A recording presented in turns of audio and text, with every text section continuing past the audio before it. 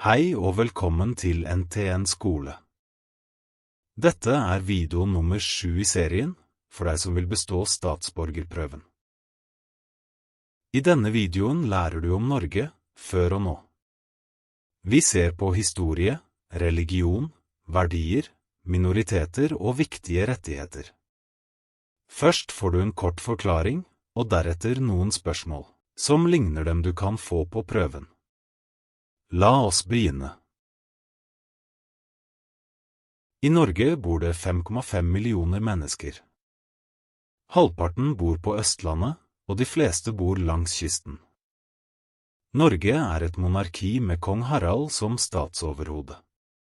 Kystlinjen er over 25 000 kilometer lang. De største byene er Oslo, Bergen, Trondheim og Stavanger. Norge har 15 fylker og 356 kommuner. Offisielle språk, norsk og samisk.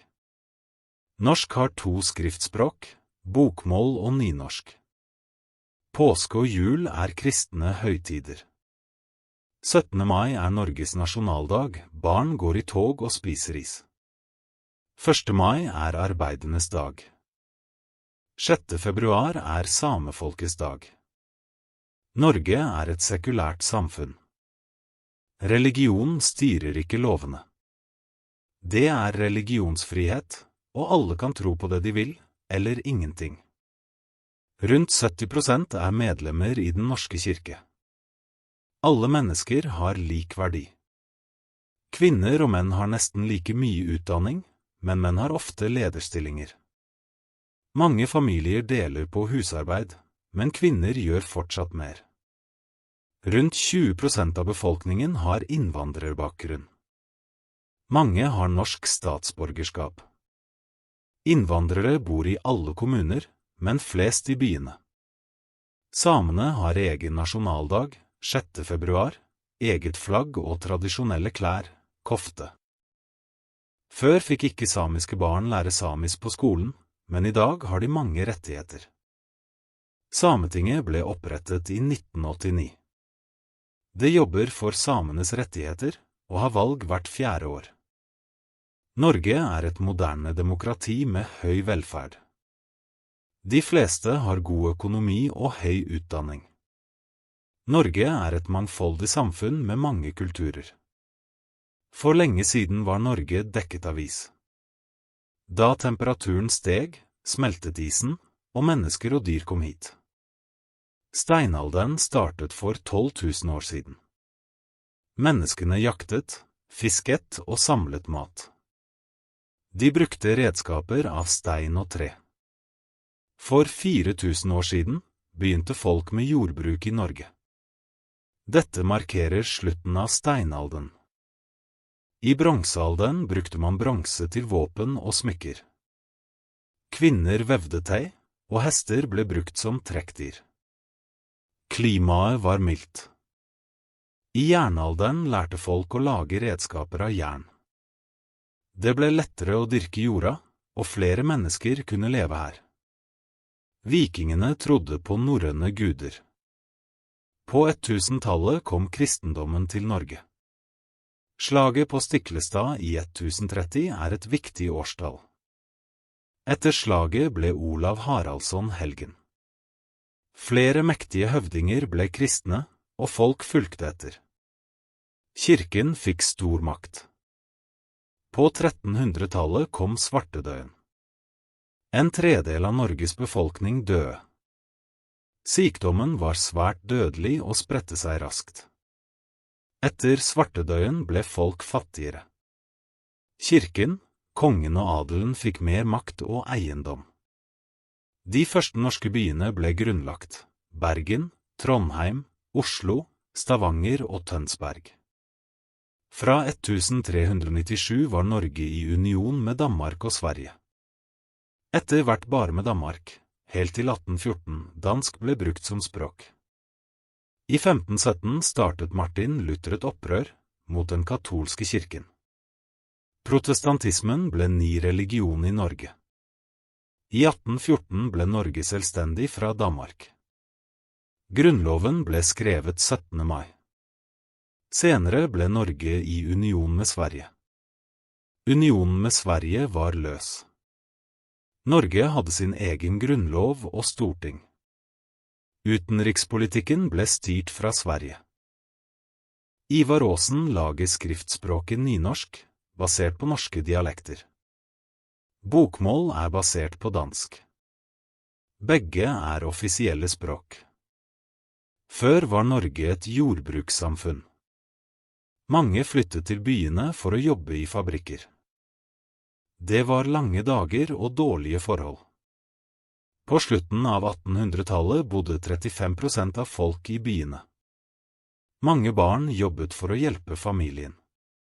Over 800 000 nordmenn utvandret til Amerika mellom 1850 og 1920. I 1905 ble Norge helt selvstendig. Kong Håkon 7 ble ny konge. På 1900-tallet vokste industrien. Vannkraft ble brukt til å lage strøm. Det kom elektriske trikker og lys i byene. Fra 1913 fikk kvinner stemmerett. Men hadde fått det tidligere. Under første verdenskrig, 1914–1918, var Norge nøytralt. Det ble mangel på varer. Mellomkrigstiden var en vanskelig periode. Mange var arbeidsledige. Andre verdenskrig startet i 1939. Tyskland invaderte Norge 9. april 1940. Kampene varte noen uker. Kongen og regjeringen flyktet til England.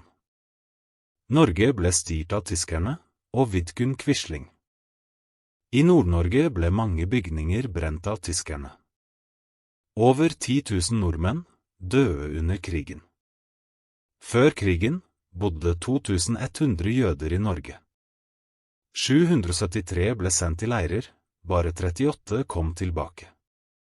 I dag er Norge et moderne og rikt land. Norge er med i FN, NATO og EØS. Viktige verdier i Norge i dag er likeverd og frihet. Alle skal ha like rettigheter og muligheter. Arbeiderbevegelsen har kjempet for bedre vilkår i arbeidslivet. I dag er cirka halvparten av alle i arbeid medlem i en fagforening. I 1967 fant man olje i Nordsjøen. Norge ble en oljenasjon. Nå kommer spørsmålene. Her får du alle viktige spørsmål om temaet Norge, historie, religion, verdier og samfunn. Hvis du forstår og øver på disse, er du godt forberedt til prøven. Hvis du ønsker alle spørsmålene og svarene samlet i en enkel PDF, finner du den i beskrivelsen og i kommentarfeltet. Hvor mange mennesker bor i Norge per 1. januar 2024?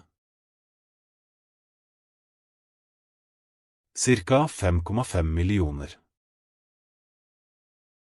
Hva slags styreform har Norge? Monarki? Hva heter Norges hovedstad? Oslo. Hvilket språk er ikke et av Norges offisielle språk? Svensk. Hva heter Norges 2 offisielle skriftspråk? Bokmål og nynorsk. Hvilket av disse landene grenser til Norge? Finland. Hvor mange fylker og kommuner er det i Norge? 15 fylker og 356 kommuner. Hva heter Norges sørligste punkt? Lindesnes. Hva heter Norges største innsjø? Mjøsa. Hva heter den lengste elva i Norge? Glomma. Hva heter Norges lengste fjord? Sognefjorden. Hvor stor del av Norges areal er dekket av fjell- og viddeområder? Cirka 50%. Hvor lang er Norges kystlinje, hvis den strekkes ut? Cirka 25 000 kilometer. Hva er riktig om religionsfrihet i Norge? Alle har rett til å tro eller ikke tro. Hva markerer nordmenn 17. mai? At Norge fikk sin grunnlov i 1814. Hva slags dag er første nyttårsdag i Norge? En helligdag og fridag. Hva er riktig om 6. februar i Norge? Det er en flaggdag, men ikke fridag. Hva feirer kristne i påsken? Jesu Kristi død og oppstandelse. Hva markeres 1. mai i Norge? Den internasjonale arbeiderdagen. Hva er vanlig for barn på 17. mai i Norge? Å spise pølser og is, gå i tog og vifte med flagg. Når feirer man jul i Norge? 24. desember. Hva er vanlig å gjøre på julaften i Norge? Gi gaver og spise middag med familien. Hva er riktig om nyttårsaften, 31. desember? Det er en merkedag, men ikke fridag. Hva betyr det at Norge er et sekulært samfunn? At religion ikke styrer samfunnet og lovene. Hva var situasjonen før 2012 i Norge når det gjelder religion? Protestantismen var statsreligion, og Den norske kirke var statskirke. Hva betyr religionsfrihet i Norge? At man kan tro på hva man vil, eller ikke tro i det hele tatt. Hva er riktig om Den norske kirke i dag? Rundt 70% av befolkningen er medlemmer. Hva er livssyn? Et syn på livet, som ikke nødvendigvis er knyttet til religion. Hva betyr likeverd? At alle mennesker har lik verdi, uansett bakgrunn. Hva er sant om kvinners deltakelse i arbeidslivet i dag? Nesten like mange kvinner som menn er i jobb. Hvem utgjør størstedelen av lederne i arbeidslivet i Norge? Menn. Hva er riktig om fordeling av husarbeid i norske familier? De fleste deler, men kvinner gjør mer. Hva handler likestillings- og diskrimineringsloven om? At alle har like rettigheter og skal behandles likt. Hva er riktig om innvandrere i Norge? Mange har norsk statsborgerskap og bor i alle kommuner. Hvilke av disse gruppene regnes som nasjonale minoriteter i Norge? Samer, kvener, romer og tatere. Hva er målet med integrering i Norge? At innvandrere skal lære norsk og bidra i samfunnet. Hva er viktig for å få til god integrering i Norge? Å kunne snakke godt norsk. Hvor bor det flest innvandrere i Norge? I byene. I hvilke land bor det samer? Norge, Sverige, Finland og Russland.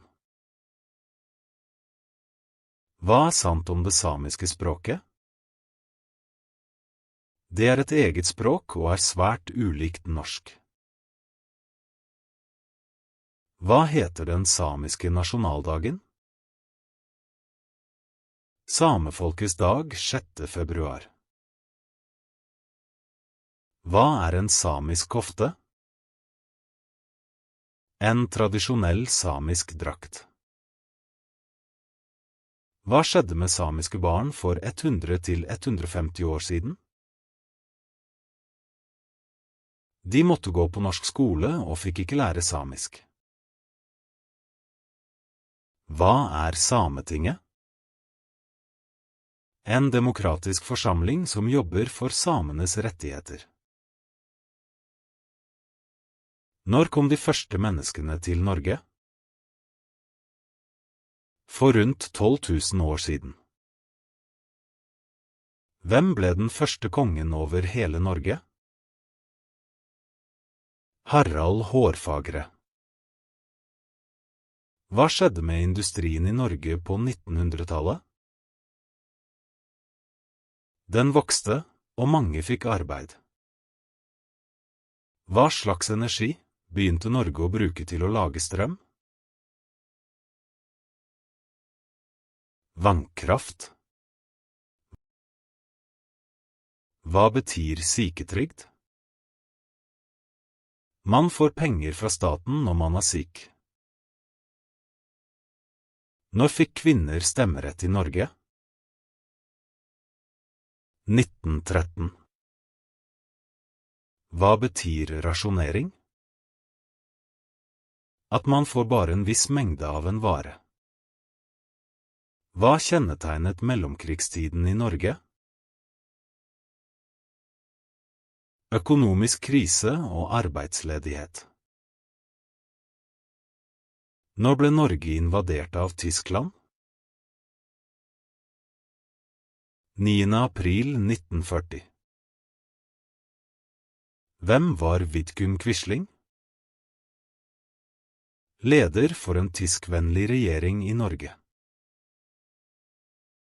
Hva skjedde i Nord-Norge under tysk evakuering? Alt ble brent og ødelagt. Når sluttet andre verdenskrig i Norge? Mai 1945. Hvor mange nordmenn døde som følge av andre verdenskrig? Over 10 000. Hva regnes som viktige verdier i det norske samfunnet i dag? Likeverd og frihet.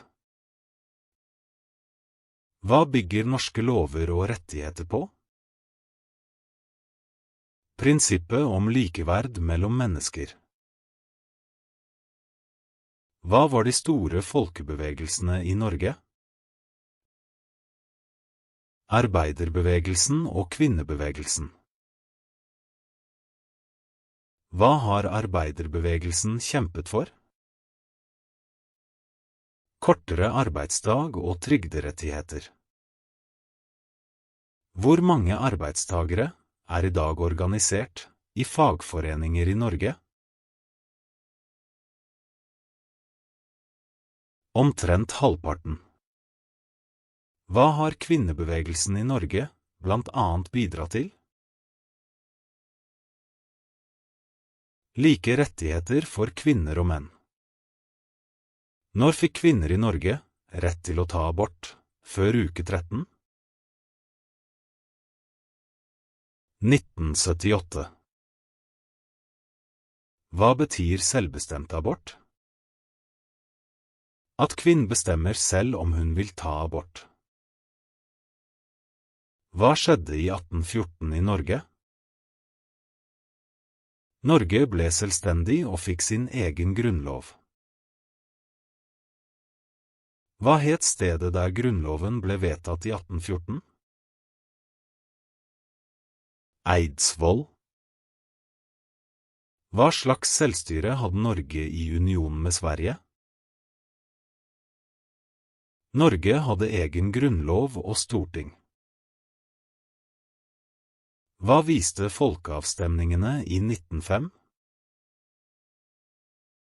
At folket ønsket et selvstendig, monarkisk Norge. Takk for at du fulgte med helt til slutten. Hvis du vil være 100% forberedt til prøven, har vi laget en PDF med alle spørsmål og svar. Lett å lese, enkel å forstå og laget for deg som vil lykkes. Du finner den i beskrivelsen og i kommentarfeltet. Den er enkel, praktisk og hjelper deg å lære raskere. Vi sees i neste del.